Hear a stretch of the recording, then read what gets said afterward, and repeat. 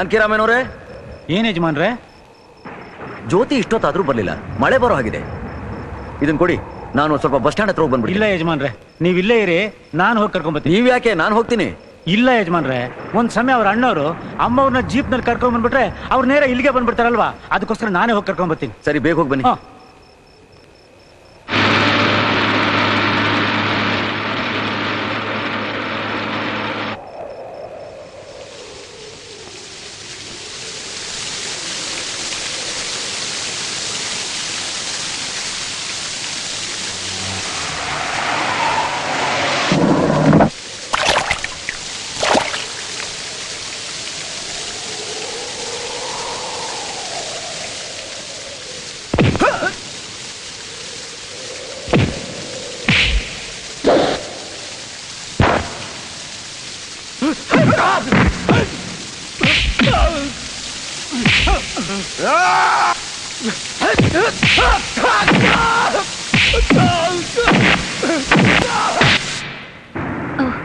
ನಾನು ಇಳಿತೀನಿ, ಮಗುನ್ ತಗೊಳ್ಳಿ. ಇಳಿತೀರಾ?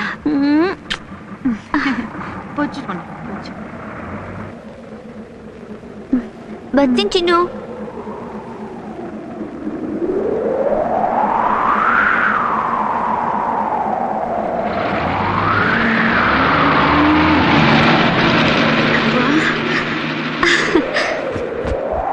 ಅಯ್ಯೋ, ಹೋದ್ರೆ ಹೋಗ್ಲಿ, ಬನ್ನಿ ಬನ್ನಿ.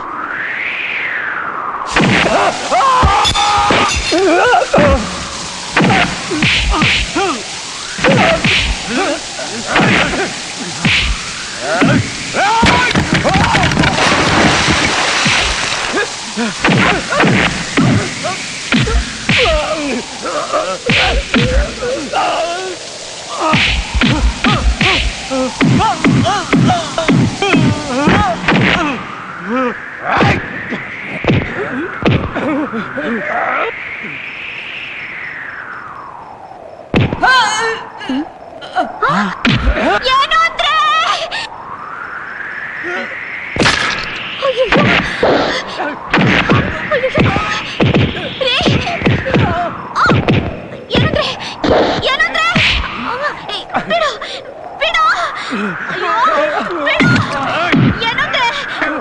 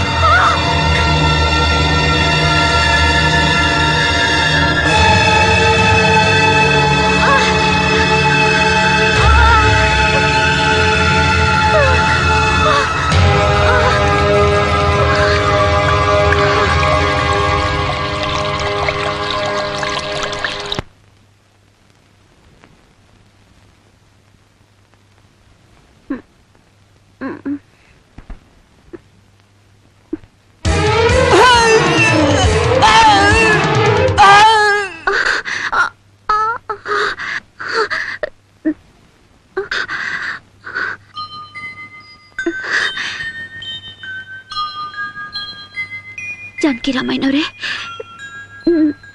ನನ್ ಮಗು ಇಲ್ಲಮ್ಮ, ಹೊಟ್ಟೆಗೆ ಪೆಟ್ಟು ಬಿದ್ದಾಗಲೇ ಗರ್ಭಪಾತ ಆಗೋಯ್ತು.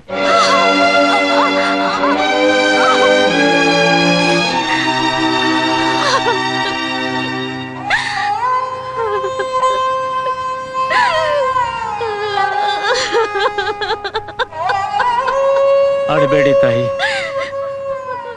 ಅತ್ತಿಗೆ ಏನು ಪ್ರಯೋಜನ? ಆಗಿದ್ದಾಗೋಯ್ತು, ಮುಂದೆ ಆಗ್ಬೇಕಾದ ಕೆಲಸಗಳನ್ನ ಮಾಡೋಣ. ನಾನು ಈ ವಿಷಯನ ನಿಮ್ಮ ತವ್ರಿಗೆ ತಿಳಿಸಿ ಎಲ್ರನ್ನೂ ಕರ್ಕೊಂಡು ಬರ್ತೀನಮ್ಮ. ಬೇಡ, ಅವ್ರು ಯಾರಿಗೂ ಈ ವಿಷಯ ತಿಳಿಸೋದು ಬೇಡ. ತಿಳಿಸಿದ್ರು ಅವ್ರು ಯಾರು ಬರೋ ಸ್ಥಿತಿಲಿಲ್ಲ. ಅಪ್ಪನಿಗೆ ತಿಳಿಸಿದ್ರೆ ತುಂಬಾ ನೋವು ಪಡ್ತಾರೆ.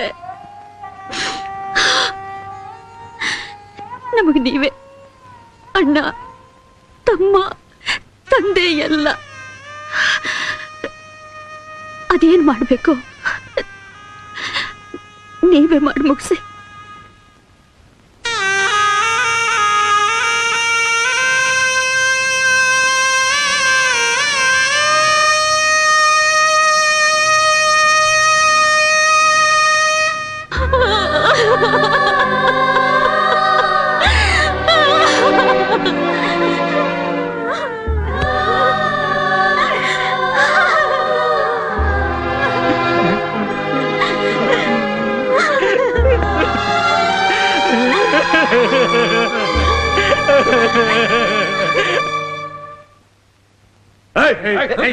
ಯಾರು ನೀವು?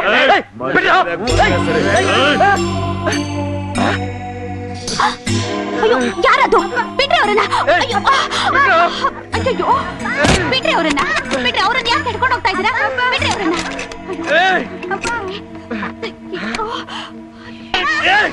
ಹಲೋ ವಿಜಿ, ನೀನಾ? ಯಾಕೆ ಹಾಕೋಕತ್ತೀಯ? ಈ ಮನೆ, ತೋಟ, ಸಮಸ್ತ ಆಸ್ತಿನೆಲ್ಲ ನೀನೇ ನಿನ್ ಕೈಯಾರೆ ಬರ್ಕೊಟ್ಟಿದ್ಯಾ? ಇಲ್ಲ, ನಾನು ಬರ್ಕೊಟ್ಟಿಲ್ಲ. ಹಾಗಾದ್ರೆ ಇದು ಸುಳ್ಳ? ಇಲ್ಲ. ಈ ಪತ್ರ ಸುಳ್ಳ? ಈ ಸೈನು ನಂದೆ ಇಲ್ಲ. ನನಗೆ ಕುರ್ಸಿ ಮೋಸ ಮಾಡಿ ಬರ್ಸ್ಕೊಂಡಿದ್ಯಾ? ನಾನಾ? ಮೈ ಗಾಡ್, ಇಲ್ಲಪ್ಪ. ಲೇ ಬಾವಾ, ನೀನ್ ಇಲ್ಲೇ ಊಟ ಹಾಕ್ಬಿಡ್ತೀನ. ಲೇ, ನನ್ನ ಮಂತ್ರಿ ಮಾಡ್ತೀನಂತ ಕಂತ್ರಿ ನಾಯಿ ಮಾಡ್ಬಿಟ್ಟಲ್ಲೋ. ಅವತ್ತು ನಿಮ್ಮ ಅಣ್ಣನ ಮಾತು ಕೇಳಿಲ್ಲ, ಇವತ್ತು ಬಾಯ್ ಬಡ್ಕೊಳ್ಳೋ ಸ್ಥಿತಿ ತಂದ್ಬಿಟ್ರಲ್ರಿ. ಲೋ ಲೋ ಪಾಪಿಷ್ಟ, ಬೆನ್ನೆಲ್ ಬಿದ್ದ ಅಣ್ಣನಾಗಿ ತಂಗಿಗೆ ಅಂತ ಮೋಸ ಮಾಡೋದೇನೋ. ನನ್ ಬಾಳನ್ನೇ ಹಾಳು ಮಾಡ್ಬಿಟ್ಟಿಯೇನೋ ಚಂಡಾಲ. ರಾಜಕೀಯಕ್ಕೆ ಇಳಿದ ಮೇಲೆ ಅಪ್ಪ, ಅಮ್ಮ, ಅಣ್ಣ, ತಂಗಿ ಯಾವ ಸಂಬಂಧಗಳಿಗೂ ಬೆಲೆ ಇರಲ್ಲ ಅಲ್ವಾ ವಿಜಯ್? You are correct. ಹೋಗಣ್ವಾ ಡಾರ್ಲಿಂಗ್? ಬರ್ಲಾ?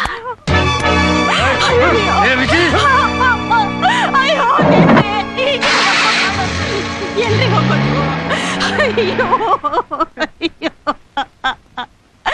ಏನ್ರಿ ನೀವು ಹಾಳಾಗೋದಲ್ದೆ ನನ್ನ ಮಕ್ಕಳನ್ನ ಬೀದಿ ಪಾಲ್ ಮಾಡ್ಬಿಟ್ರಲ್ರಿ ನೀವು.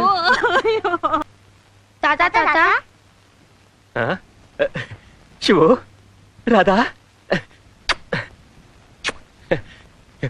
ಎಷ್ಟು ದಿವಸ ಆಯ್ತಪ್ಪ ನಿಮ್ಮನ್ನೆಲ್ಲ ನೋಡಿ. ಮಕ್ಕಳು ದೇವರಿದ್ದಂಗೆ ಅನ್ನೋದು ನಿಜ. ನಿಮ್ಮ ಮನಸ್ಸಿನಲ್ಲಿ ಕಲ್ಮಶ ಅನ್ನೋದೇ ಇರೋಲ್ಲ. ನಿಮ್ಮಪ್ಪ ಹೇಗಿದ್ದಾನೆ? ಅವರು ಹೊರಗಡೆ ಇದ್ದಾರೆ ತಾತ. ಇಲ್ಲಿಗೆ ಯಾಕೆ ಬಂದಂತೆ? ನಮ್ಗೆ ಗೊತ್ತಿಲ್ಲ ತಾತ.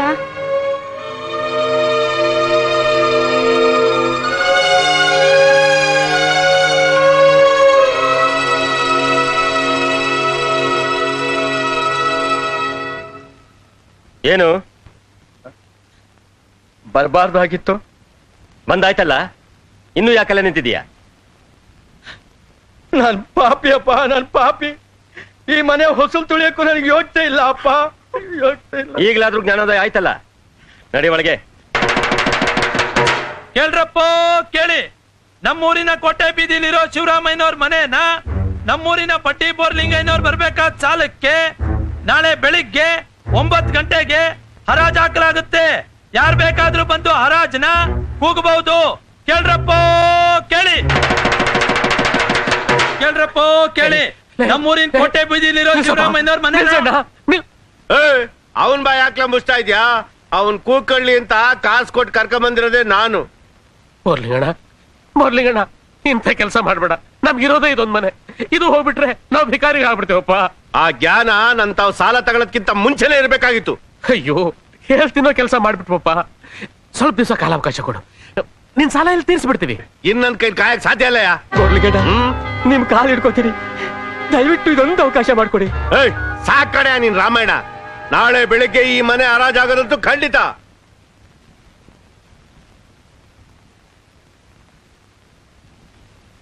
ಅತ್ತೆ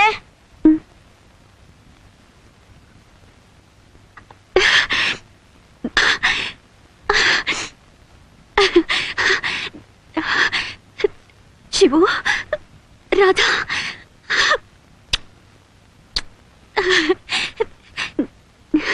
ನೀವಿಬ್ರೇ ಬಂದ್ರಾ? ಅಪ್ಪ ಅಮ್ಮ ಬರ್ಲಿಲ್ಲ? ಇಲ್ಲ ಅತ್ತೆ. ಅತ್ತೆ ಹೊಟ್ಟೆ ತುಂಬಾ ಹಸಿತಿದೆ, ತಿನ್ನೋಕೇನಾದ್ರೂ ಕೊಡುತ್ತೆ? ಏನಿದು, ಹರ್ಕಲ್ ಬಟ್ಟೆ ಹಾಕೊಂಡು ಊಟ ತಿಂಡಿ ಇಲ್ದೆ ಸ್ವರ್ಗ ಹೋಗಿದ್ದೀರಲ್ಲ, ಯಾಕೆ? ಏನಾಯ್ತು? ಹೊಟ್ಟೆಗೊಂದಿಷ್ಟು ಹಾಕತ್ತೆ, ಆಮೇಲೆ ಎಲ್ಲ ಹೇಳ್ತೀನಿ.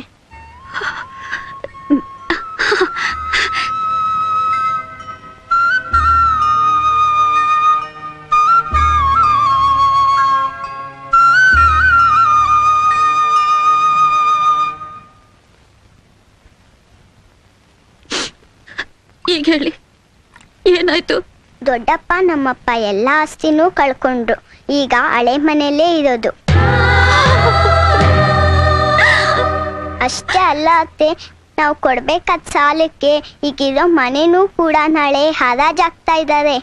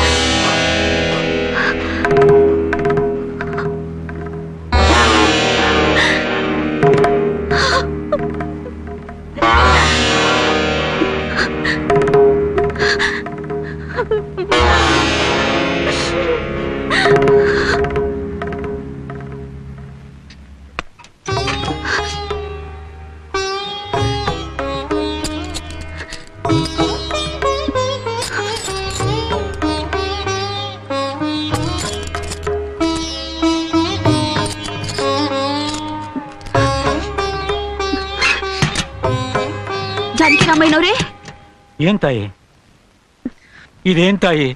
ಹಣೆ ತುಂಬಾ ಕುಂಕುಮ, ತಲೆಯಲ್ಲಿ ಹೂವು, ಈಗಿದೆಲ್ಲ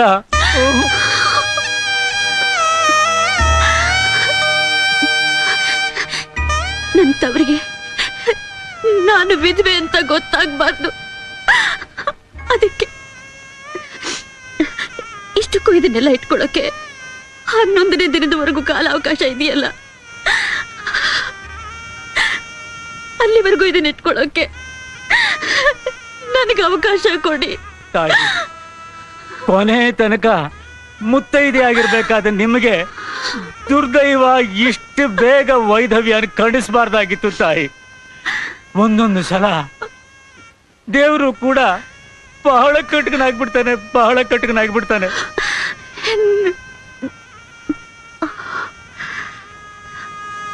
ಜಾನಕಿರಾಮಯ್ಯನವರೇ, ಹೊತ್ತಾಗತ್ತೆ, ಹೊರಡೋಣ.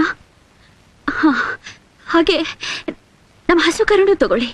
ಹಸು ಕರುಣೆ ಯಾಕೆ ತಾಯಿ? ನಮ್ಮ ತಂದೆ ವಂಶಾನ್ ಬೆಳಗಬೇಕಾದ ನನ್ನ ಅಣ್ಣನ ಮಕ್ಕಳು ಹಾಲು ತುಪ್ಪ ಮೊಸರು ಇಲ್ದೆ ಹೇಗೆ ಸ್ವರ್ಗ ಹೋಗಿದ್ದಾರೆ ನೋಡಿದ್ರಲ್ಲ. ಅವ್ರು ಚೆನ್ನಾಗಿರ್ಬೇಕು, ನನ್ನ ತವರು ಉದ್ಧಾರ ಆಗ್ಬೇಕು. ಅದಕ್ಕೆ ಇದನ್ನ ಕೊಡ್ತಾ ಇದ್ದೀನಿ.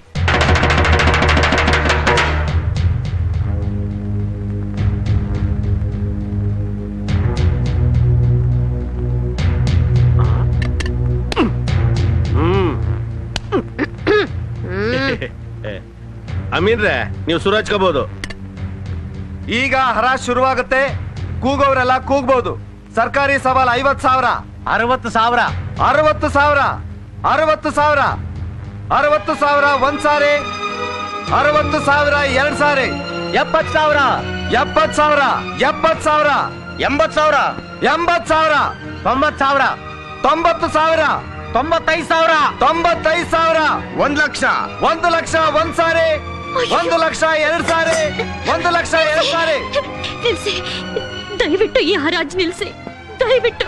ಕ್ಷಮ್ಸಮ್ಮ, ಹರಾಜ್ ನಡೆಸ್ತಾ ಇರೋರು ಬೋರ್ಲಿಂಗ್ ಅಣ್ಣವರು. ಅವ್ರ ಹರಾಜ್ ನಿಲ್ಸು ಅಂದ್ರೆ ನಾನು ನಿಲ್ಲಿಸ್ತೀನಿ. ಜೋತವ, ಎಂತ ಕೆಲಸ ಮಾಡ್ತಾ ಇದ್ಯಾ? ಬಿಡುತ್ತಾಯಿ, ಕಾಲ್ ಬಿಡು. ಬೋರ್ಲಿಂಗಣ್ಣವ್ರೆ, ಈ ಮನೆ ಮೇಲೆ ಎಷ್ಟು ಸಾಲ ಇದೆಯೋ ಅದನ್ನೆಲ್ಲ ನಾನ್ ತೀರಿಸ್ತೀನಿ. ದಯವಿಟ್ಟು ಈ ಹರಾಜ್ ನಿಲ್ಸಿ. ಏನ್ ಮಾತಾಡ್ತೀಯ ಜೋತವ ನೀನು? ಅಸ್ಲು ಬಡ್ಡಿ ಎಲ್ಲ ಸೇರಿ 1 ಲಕ್ಷ ರೂಪಾಯಿ ಆಯ್ತದೆ. ಅಷ್ಟೇ ತಾನೇ? ನಾನ್ ಕೊಡ್ತೀನಿ. ನನ್ ಮಾತ್ನಲ್ಲಿ ನಂಬಿಕೆ ಇದೆಲ್ಲ, ಬೇಗದ ಕೈ ಕೊಡಿ. ನಿನ್ ಮಾತಲ್ಲಿ ನಂಬಿಕೆ ಇಡ್ದೆ ಬೇರೆ ಯಾರ ಮಾತಲ್ಲಿ ನಂಬಿಕೆ ಇಡ್ಲಿ ತಾಯಿ? ನಾನು ನಿಮ್ಮಪ್ಪ ಮಾಡಿ ಸಾಲಕ್ಕೆ ಎತ್ಕೊಳ್ ಬಿಡಿಸ್ಕೊಡೋಕೆ ಅಂತ ಕಿವಿಲಿದ್ದಿದ್ ವಾಲೆ ಬಿಚ್ಕೊಟ್ಟಿದ್ದೀನಿ, ಇನ್ನೂ ಮರ್ತಿಲ್ಲ ಕಣವ ನಾನು. ನಿನ್ ಮಾತ್ ಕೇಳಿಲ್ಲ ಕಣವ, ಎಲ್ಡಿಲ್ಲ. ಅಮೀನ್ ಸಾಹೇಬ್ರೆ, ಹರಾಜ್ ನಿಲ್ಲಿಸ್ಬಿಡಿ. ಹರಾಜ್ ನಿಲ್ಲಿಸ್ಕೊಡ್ದು. ಸಾಕ್ ಸುಮ್ನಿರಯ್ಯ. ಹರಾಜ್ ನಿಲ್ಲಿಸ್ಕೊಡ್ದು ಅಂತ ಹೇಳೋಕೆ ನಿಮಗೇನ್ರಯ್ಯ ಹಕ್ಕಿದೆ? ಎಲ್ಲಿ ಹರಾಜ್ ನಡೆಸ್ತಾ ಇರೋರು ನನ್ನ ಗಂಡ. ನಿಲ್ಸೋ ಹಕ್ಕೇನಿದ್ರು ನನ್ನ ಗಂಡನಿಗೆ ಹೊರತು ನಿಮಗೆ ಯಾರಿಗೂ ಇಲ್ಲ. ಆಹಾ, ಹರಿಯೋ ನೀರ್ಗೆ ದೊಣ್ಣೆ ನಾಯಕನ ಅಪ್ಪಣೆ ಬೇರೆ ಬೇಕಾ? ಏನೋ ಊರ್ ದೊಡ್ಡ ಮನುಷ್ಯರು ಅಂತ ನಾವು ಮರ್ಯಾದೆ ಕೊಟ್ರೆ ಜಾಸ್ತಿ ಆಗೋಯ್ತು ನಿಮ್ದು. ಅದರ ಮೇಲೆ ತಾತ, ಅದರ ಮೇಲೆ ನಿಮಗ್ ಬೇರೆ ಹೇಳ್ಬೇಕಾ? ಏನ್ ಕೋತಿ ಕುಣಿತಾ ಇದೆಯಾ ಅಲ್ಲಿ? ಹೊರ ಮನೆಗಳ ಕಡೆ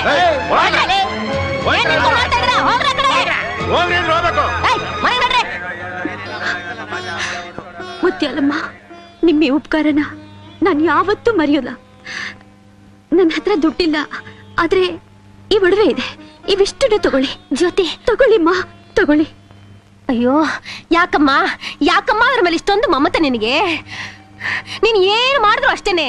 ನಾಯಿ ಬಾಲ ಯಾವತ್ತು ಡೊಂಕೆನೆ. ನೀನ್ ಮಾಡೋ ತ್ಯಾಗಕ್ಕೆ ಅರ್ಹರಲ್ಲಮ್ಮ ಇವರು. ನಿನ್ನ ಬದುಕು ನೀನ್ ನೋಡ್ಕೋ, ಅವ್ರ ಬದುಕು ಅವ್ರು ನೋಡ್ಕೊಳ್ತಾರೆ. ಅವ್ರೇನ್ ಗಂಡಸಲ್ಲ? ನಿನ್ ಹತ್ರನೇ ಹಣ ತಗೊಂಡು ಶ್ರೀಮಂತರಾಗಿ ಮೆರೆದು ನಿನ್ನೆ ಕಾಲ್ ಕಸವ ಕಾಣಲಿಲ್ಲ ಇವರು? ಅವ್ರೇನೇ ಮಾಡಿದ್ರು ನನ್ನ ಅಣ್ಣಂದ್ರಲ್ವೇ? ಏನಮ್ಮ ನೀನು? ಒಡೆದು ಹೋಗಿದ್ದ ತವರು ಮತ್ತೆ ಜೀವಂತವಾಗಿದೆ. ಎಲ್ರೂ ತಮ್ಮ ತಪ್ಪುಗಳನ್ನ ತಿದ್ದುಕೊಂಡು ಒಂದಾಗಿದ್ದಾರೆ. ನಾನೀ ಮನೆ ಉಳಿಸೋದ್ರಿಂದ ನನ್ನ ತವರು ಉಳಿಯುತ್ತೆ. ಇದು ನಾನು ನನ್ನ ತವರಿಗೆ ತೀರಿಸ್ಬೇಕಾದ ಋಣ. ಅವರು ನನ್ನ ಪ್ರೀತಿಯಿಂದ ನೋಡ್ಬೇಕು ಅಂತಾಗ್ಲಿ, ಮರ್ಯಾದೆ ಕೊಡ್ಬೇಕು ಅಂತಾಗ್ಲಿ ನಾನು ಇದನ್ನ ಮಾಡ್ತಿಲ್ಲ. ನಿಜವಾಗ್ಲಮ್ಮ, ಈ ತವರಿಗೆ ನಿನ್ನ ಮಗಳಲ್ಲಮ್ಮ, ದೇವತೆ ತಾಯಿ, ದೇವತೆ. ನಿಜವಾಗ್ಲು ನಿನ್ನಂತ ಹೆಣ್ಣನ್ನ ಮಗಳಾಗ್ ಪಡೆದ ತಂದೆ ತಾಯಿ ನಿಜಕ್ಕೂ ಧನ್ಯರು ಕಣಮ್ಮ, ನಿಜಕ್ಕೂ ಧನ್ಯರು. ನೀ 100 ವರ್ಷ ಚೆನ್ನಾಗಿರು ತಾಯಿ, 100 ವರ್ಷ ಚೆನ್ನಾಗಿರು. ತಗೋ, ನಿನ್ ಕೈಯಾರೆ ಈ ಮನೆ ಬೀಗ ತೆಗೆಯಮ್ಮ.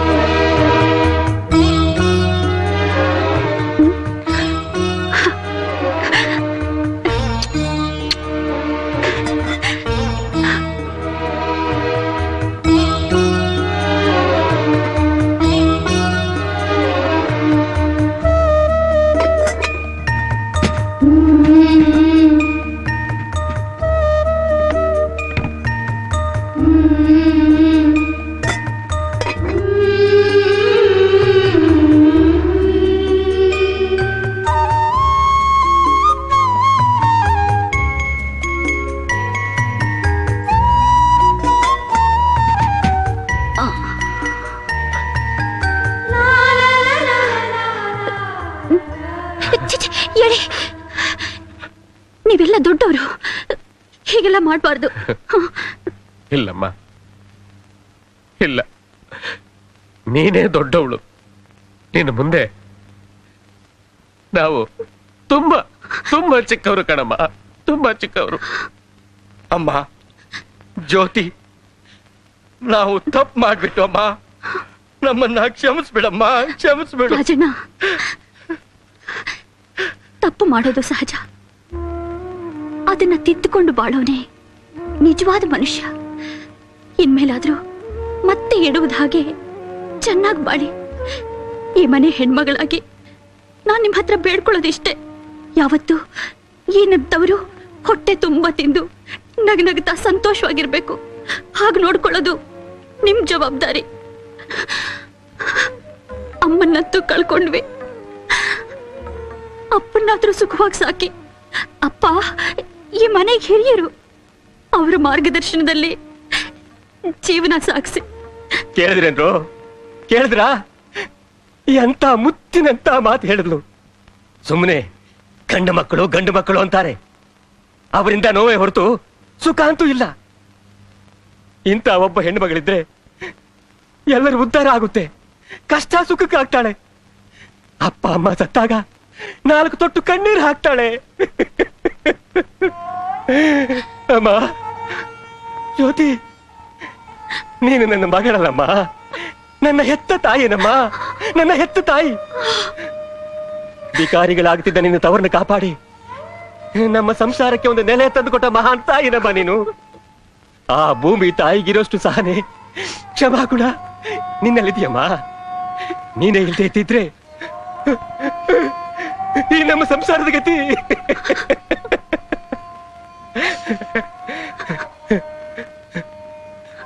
ಅಮ್ಮ ಜ್ಯೋತಿ, ಇಷ್ಟೆಲ್ಲ ಮಾಡಿದೀಯ, ನಂದೊಂದು ಚಿಕ್ಕ ಆಸೆ, ಅದಕ್ಕೆ ಅಡ್ಡಿ ಬರಬೇಡ ತಾಯಿ.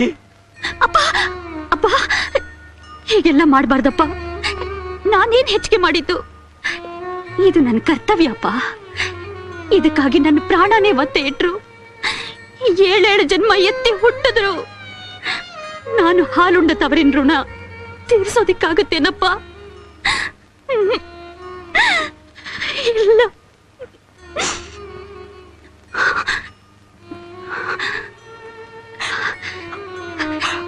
ಅತ್ತಿಗೆ, ನಿಮ್ಮಿಬ್ಬರಲ್ಲಿ ನಂದೊಂದೇ ಒಂದು ಕೋರಿಕೆ, ಯಾವುದೇ ಕಾರಣಕ್ಕೆ ಈ ನಂತವರನ್ನ ಒಡಿಬೇಡಿ. ಜ್ಯೋತಿ, ನಾವು ಹೆತ್ತ ಮಕ್ಕಳ ಮೇಲೆ ಪ್ರಮಾಣ ಮಾಡಿ ಹೇಳ್ತೀವಮ್ಮ, ನಮ್ ಕಡೆ ಉಸಿರಿರೋವರೆಗೂ ಹಾಗಾಗೋದಕ್ಕೆ ನಾವು ಬಿಡೋದಿಲ್ಲ. ಹೌದಮ್ಮ ಜ್ಯೋತಿ, ನಿನ್ ಮಾತನ್ನ ಖಂಡಿತ ನೆರವೇರಿಸ್ಕೊಡ್ತೀವಮ್ಮ, ಖಂಡಿತ ನೆರವೇರಿಸ್ಕೊಡ್ತೀವಿ.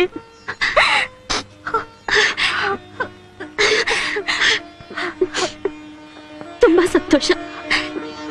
ನಾನೇನ್ ಬರ್ತೀನಿ. 1 ನಿಮಿಷ ಇರಮ್ಮ, ಬರ್ತೀನಿ. ಇದು ಅಪ್ಪ, ನಾನಿನ್ ಬರ್ತೀನಿ. ಜ್ಯೋತಿ, ಒಂದು 4 ದಿವಸ ಇದ್ದು ಹೋಗಮ್ಮ. ಇಲ್ಲಪ್ಪ, ನನ್ನ ಮನೆ ಅಲ್ಲಿದೆ, ನಾನು ಹೋಗ್ಲೇಬೇಕು. ನಿನ್ನ ಅಳಿಯಂದ್ರು ನನಗಾಗಿ ಕಾಯ್ತಾ ಇರ್ತಾರೆ. ಆಶೀರ್ವಾದ ಮಾಡಪ್ಪ. ಸುಖವಾಗಿ ಹೋಗ್ಬಾ ಅಮ್ಮ.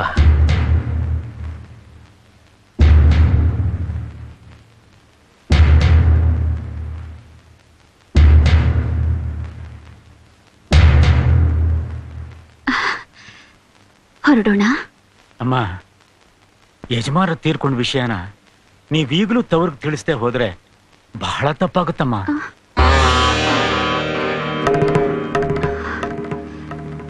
ಬೇಡ, ಎಲ್ರೂ ಎಷ್ಟು ಸಂತೋಷವಾಗಿದ್ದಾರೆ, ಅವರಿಗೆ ವಿಷಯ ತಿಳಿಸಿ ನೋವುಂಟು ಮಾಡೋದು ಬೇಡ.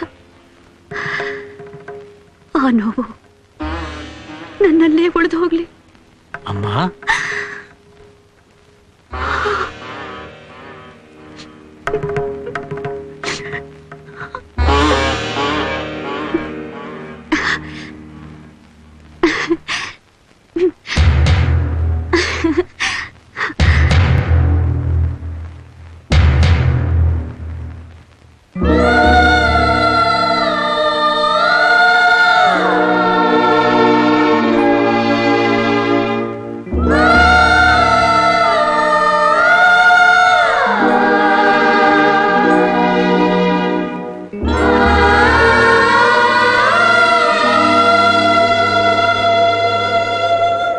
ಅಮ್ಮ ಜ್ಯೋತಿ, ಇವತ್ತಿಗೆ 11ನೇ ದಿವಸ, ಮುತ್ತೈದೆಯವರೆಲ್ಲ ಬಂದಿದ್ದಾರೆ, ಎಲ್ಲ ಕಾರ್ಯಗಳಾಗಬೇಕು. ಹೇಳಮ್ಮ.